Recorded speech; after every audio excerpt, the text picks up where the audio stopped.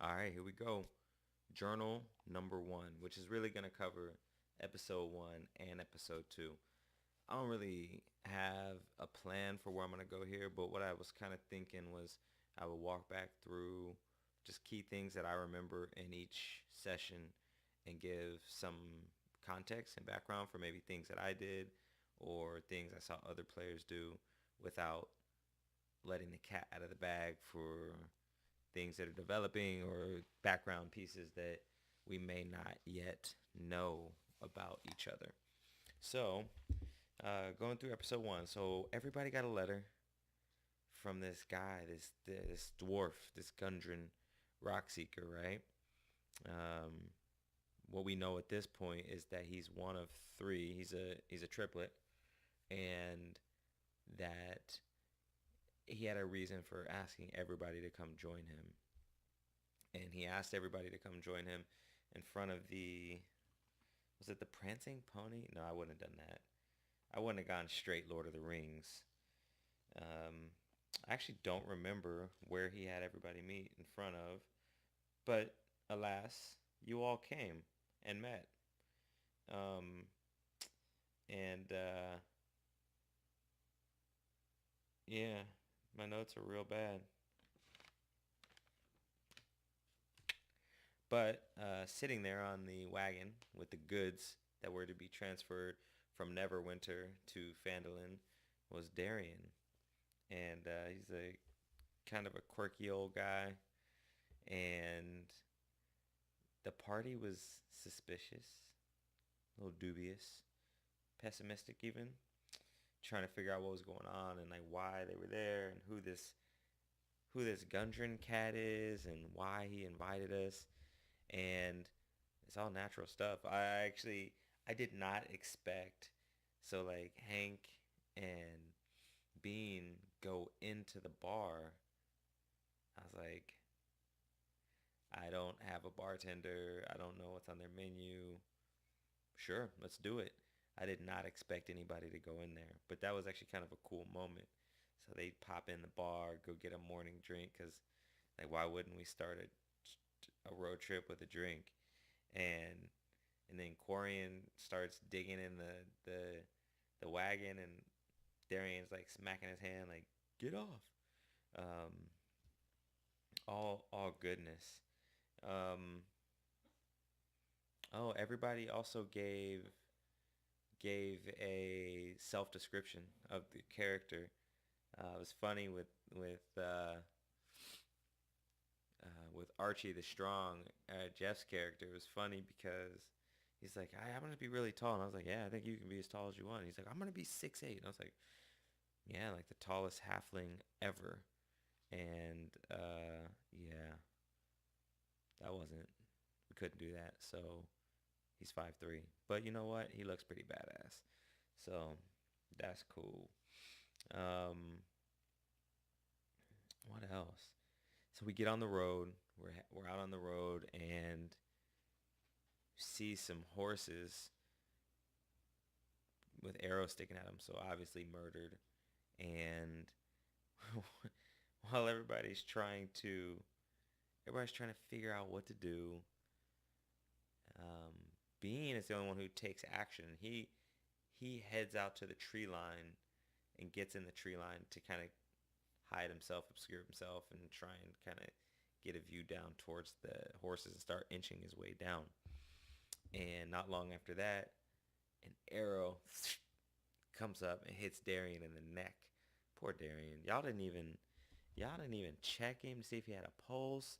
You didn't see if it was just like a glance. You didn't do anything for poor Darian to go check, keep him alive. But it's okay. You didn't know. Next time, just, do a little medicine check. Maybe lay on hands. Hank. Any of y'all with potions, just help the old feller out. But he probably wasn't going to be much help in the battle anyway. So, you know, it was a, there was a lot of discussion happening, and I just really wanted y'all to walk up to the horses. And at that point, they were going to try and shoot arrows at you anyway. But since you weren't moving, I just used poor Darian as a pincushion to get you moving. Um, so yeah, so then you got into town or no, that's not true. I'm skipping too far ahead. So you dispatch of these goblins after a few rounds, and searching, you realize that the horses belong to Sildar and Gundren. It's Gundren who hired you, and Sildar's the warrior, the soldier that he hired to escort him. That worked out well. Or maybe it did. Maybe, I don't know. Like maybe it just, maybe goblins just killed their horses and they took off on foot and they're fine somewhere. Who knows? But searching around, Archie, um, actually, no, it wasn't Archie. It was Jay, Bean, that saw tracks and realized that there's a trail in the woods not far from where the goblins were, and it's a commonly used goblin trail. But after a little bit of conversation, maybe a little bit of debate, the party decided that it would make a lot of sense to take the wagon into Phandelin, get paid, because that's what the mission was, to deliver it to Barthen's provisions and get paid. And upon arriving and meeting Elmer, Elmer Barthen, Elmer Barthen, had a conversation with him. He didn't really have a lot of info for you. I kind of messed up his whole association with the Red Brands, or not association, but like his thought. Um, but yeah, he doesn't like them. They're messing up his business. They're messing up everybody's business, and that's where we ended session one. It was a good session. Um, some of my learnings, like prepare, and then prepare some more, and then just be prepared to be unprepared, which is kind of a fun thing because it's like improv, and I enjoy improv. I don't know how good I am at it, but I enjoy it. So that's pretty dope. We come into session two, episode two, and party decides. So I actually thought you guys were gonna leave Barthen's and go straight to the Sleeping Giant where the Red Brands were, but you decided to do some intel around town, and you actually decided to split up, which was something I also wasn't expecting.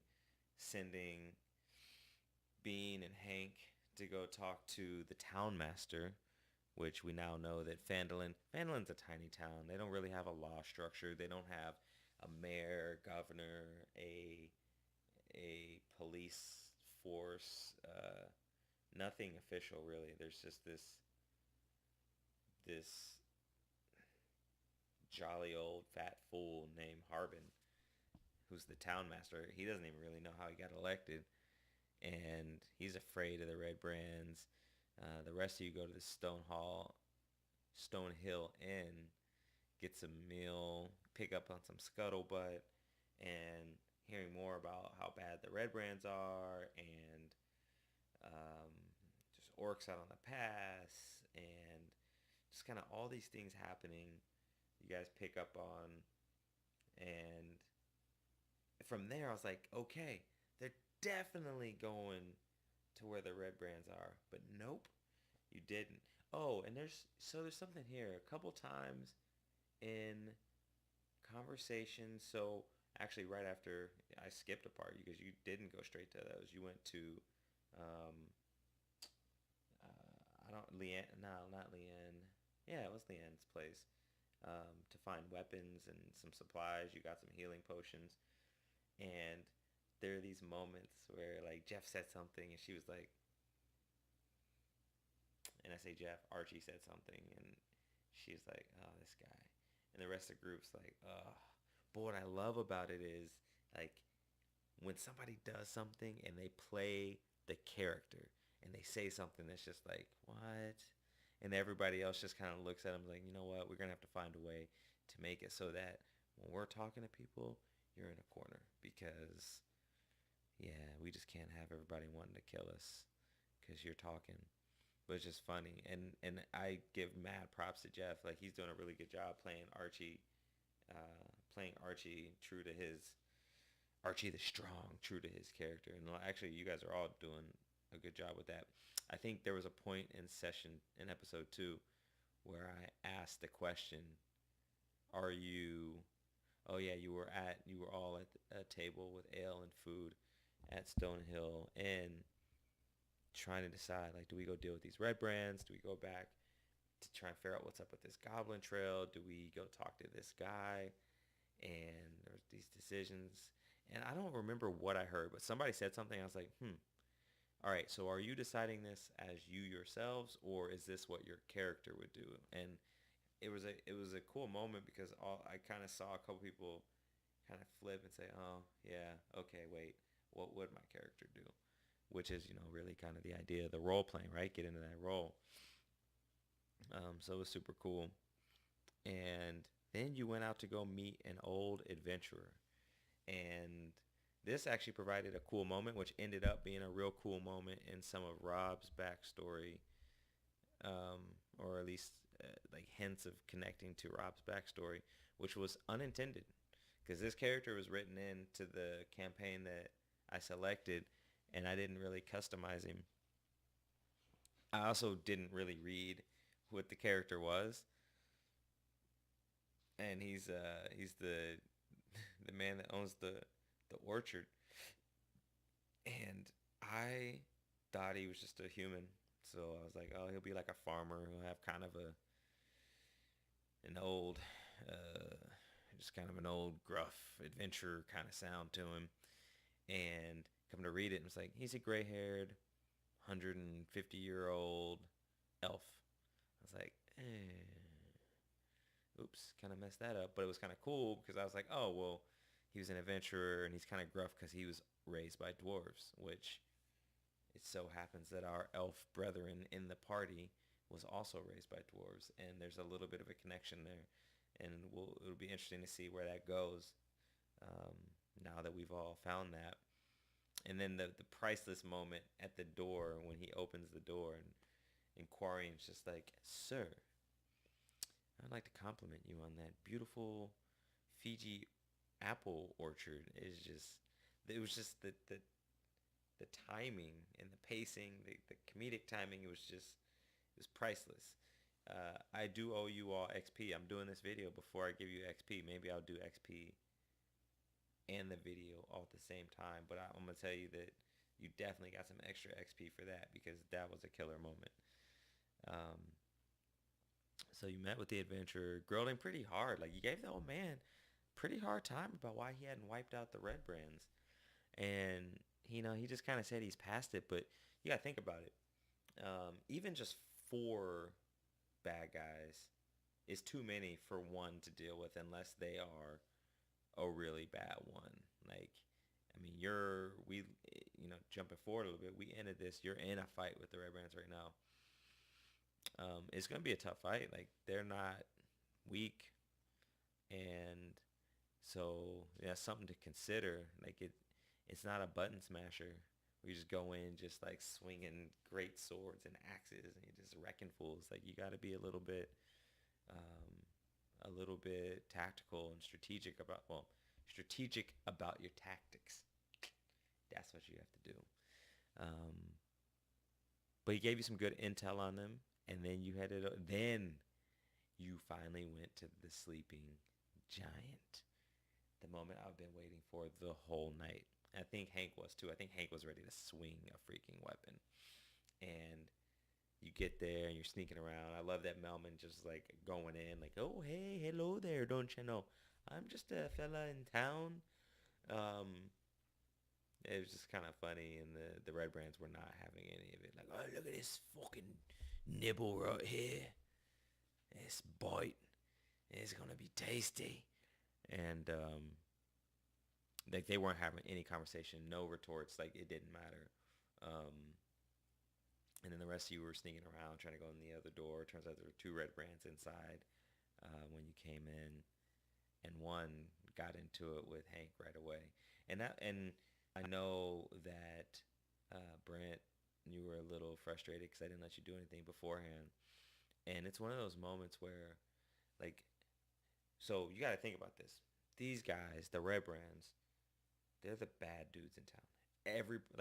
almost immediately upon meeting people, they're like, ah, the red brands. So there's a couple reasons that happens. One, they are a scourge and they're annoying and they're messing up this town. But two, y'all are adventurers and you look like adventurers. You walk around with like axes and bows and crossbows and swords. You look like a wizard. You don't look like normal people. And you're new in town and you're a band. Like they have seen adventurers come through town, and you'll see this, especially when you're in bigger towns, when you're in Neverwinter or you're in Baldur's Gate, or you'll see parties. You'll see parties of adventurers. So they've seen parties of adventurers, and they're mentioning this to you for a reason. They want you to help out with the problem. And then when the problem sees you, they recognize that you're adventurers.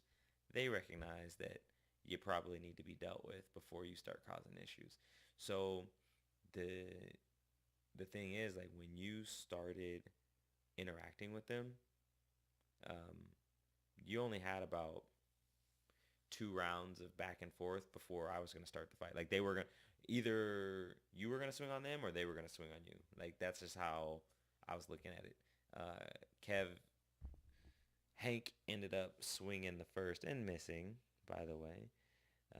But it, regardless, like, you were going to be attacked right after that. So that's a little context there. Um, and you'll notice there's moments where somebody wants to do something and, oh, yeah, like Bean used his hiding behind a person thing, when we were out at the orchard, and everybody's like, oh, that's stupid, don't do that. And it's like, it's his character. He wants to do something. He wants to try a mechanic. That's a good place to, it was a safe place to try a mechanic to see. And actually, had he rolled better, um, because he was in the room, as Rob was getting recipes for apple beer. If he had rolled better, he was gonna find some loot. But that's just kind of how it went down. But trying out mechanics, it ends up working out in role playing. It ends up, um, helping you understand how to use it when you need to break into a castle or into a keep or into whatever. Like, you're gonna need to know how those things work. So let each other try stuff. You can absolutely, if your character actually notices something doing something, or somebody says, hey, I'm gonna go do this, and you feel like you need to have a conversation, have it. But like, there's no, especially at this point, like, you're a brand new party, like, you barely know each other. People have their quirks and they have their, like, this is what I do. I just go sneak in shit. I just go steal stuff. Like, that's just what I do. I don't know you. I'm gonna go do my thing, deal with it or not. Like, I don't have to be in this group. I'm kind of intrigued right now because I want to know what's going on with Gundren, but I don't know you guys. Um, and so part of my role is kind of adjudicating that and allowing, like, kind of holding somebody off, saying, okay, you can get that action in a moment. Hold on, what is it that you want to do? Okay, we're going to do that. All right, pause. Let's move over to this group. And some of that is just being fair to, like, letting people experiment and try things, and also trying to be fair with time and, like, getting people involved. So somebody's not just sitting there for a long time not doing anything, because that's boring.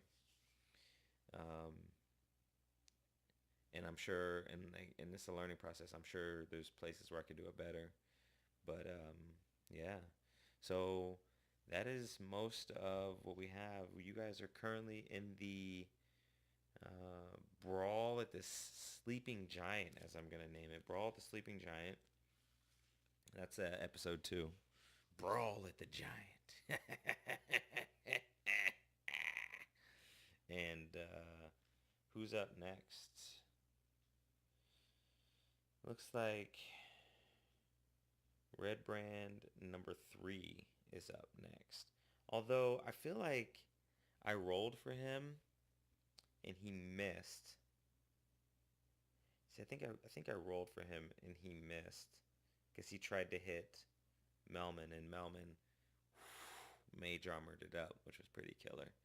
And then So I'm just going to mark that off right now, actually. So next up will be Quarian, actually. Quarian, and then Hank, and then you don't know. So, yeah, this has been the first diary, first journal. The Diary of a DM. Ooh, there it is, Diary of the DM. Dear Diary, it's me. I'm back again. Dear Diary, I write you in spite of years of silence. Okay, and I'm getting loopy. Oh shit, it's bedtime. Alright, man. Peace out, gentlemen.